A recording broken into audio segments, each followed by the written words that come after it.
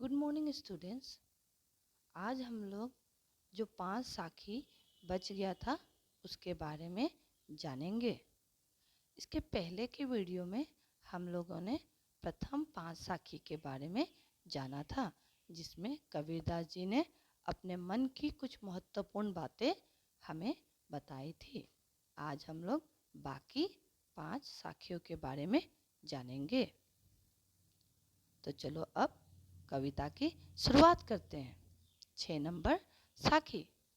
जाति न पूछो साधु की, पूछ ही लीजिए ज्ञान। मोल करो तलवार का, पड़ा रहन दो म्यान। 6 नंबर साखी में कबीरदास जी कहते हैं कि हमें साधु की जाति या धर्म के बारे में नहीं पूछना चाहिए, हमें बस उनसे ज्ञान लेना चाहिए। जिस प्रकार हम लोग बाजार में तलवार खरीदने जाते हैं तो हम लोग तलवार का ही दाम करते हैं। तलवार को रखने वाला मयान का बारे में हम लोग नहीं सोचते हैं और ना ही उसका दाम करते हैं।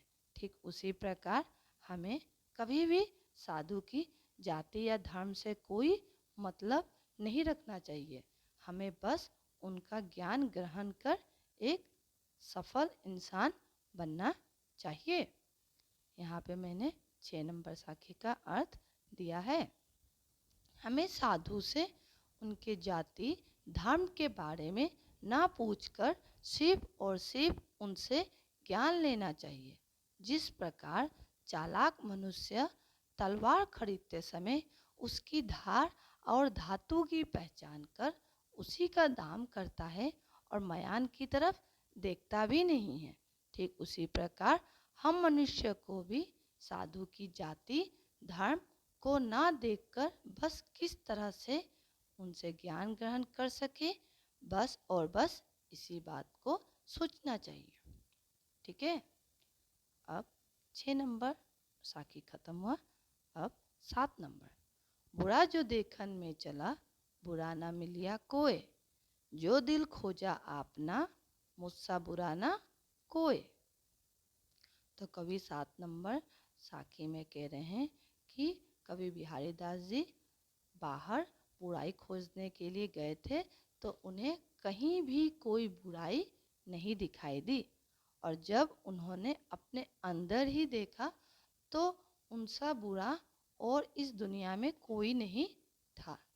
तो इसलिए कवि कहते हैं कि अपने मन के अंदर छिपी हुई बुराई को खोजकर उन्हें ठीक करना ही हम मनुष्य का परम कर्तव्य होता है।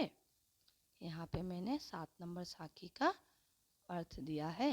जब कबीरदास जी बुराई खोजने के लिए बाहर गए तो उन्हें कहीं भी कुछ भी बुरा दिखाई नहीं दिया, और जब उन्होंने अपने अंदर देखा तो उन्हें पता चला कि सारी की सारी बुराई उन्हीं के अंदर है।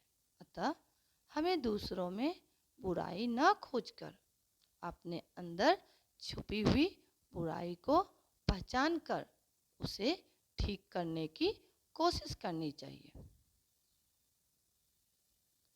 अब 8 नंबर साखी।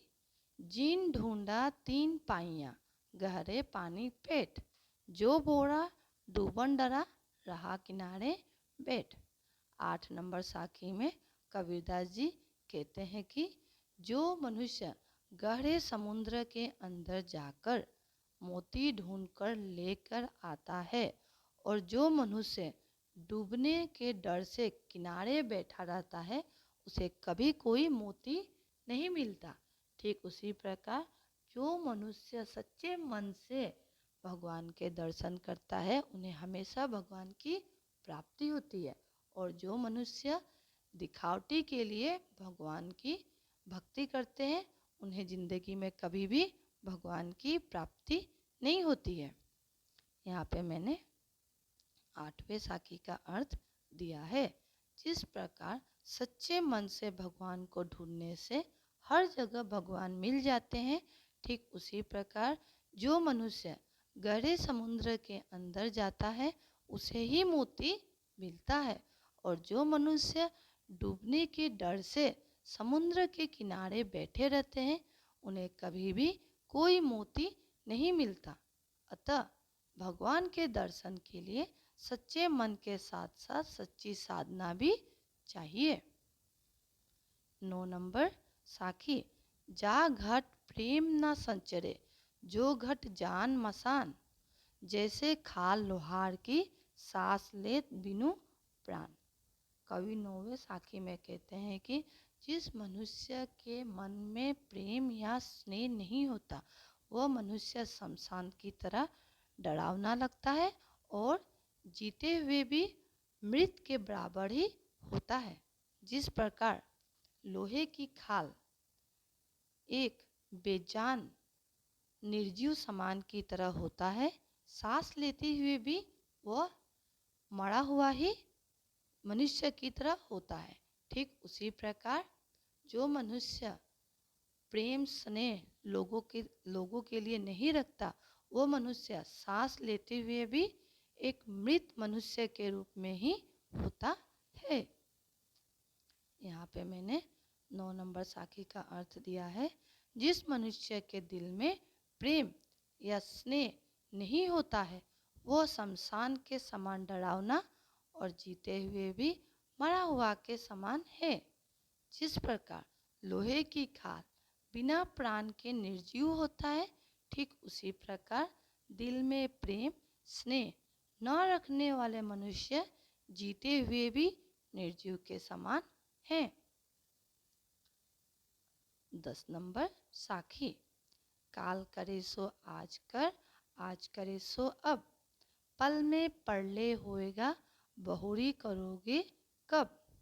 कवि 10 नंबर साखी में कहते हैं कि हमें कल का काम आज करना चाहिए और आज का काम अभी, क्योंकि सृष्टि का विनाश कब हो जाएगा ये कोई नहीं जानता है और तब हम अपना काम कब करेंगे। इसीलिए कवि कहते हैं कि सभी काम समय रहते हुए ही कर लेना चाहिए। यहाँ पे मैंने 10 नंबर साखी का अर्थ दिया है। कबीरदास जी कहते हैं कि हम मनुष्य को कल का काम आज और आज का काम अभी कर लेना चाहिए, क्योंकि किसी को पता नहीं कि सृष्टि का विनाश कब हो जाएगा और तब हम अपना काम कब करेंगे। इसलिए हम सभी को अपना सारा काम समय पर कर लेना चाहिए, उसे कभी भी टालना नहीं चाहिए। तो स्टूडेंट्स, ये रहा बाकी 5 साखियों का मतलब। इस वीडियो को अच्छे से देखना और अगर कुछ समझ में नहीं आए तो पूछना। ठीक है, धन्यवाद।